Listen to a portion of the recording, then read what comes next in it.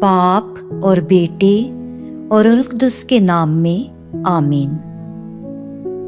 آدمی کے کلام کرنے سے بیشتر اس کی تعریف نہ کرو۔ یشوع بن سراق کی کتاب میں سے ہمارے لیے آج کی تلاوت اس کا 27واں باب 4 آیت سے 7 آیت تک۔ جو خداوند کے خوف میں قائم رہنے کی خواہش نہیں کرتا وہ اپنے گھر کو جلد ڈھا دے گا۔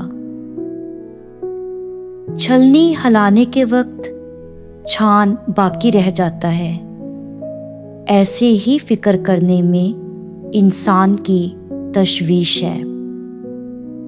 مٹی کا برتن بھٹی میں آزمایا جاتا ہے اور انسان کا اس کی گفتگو سے امتحان کیا جاتا ہے۔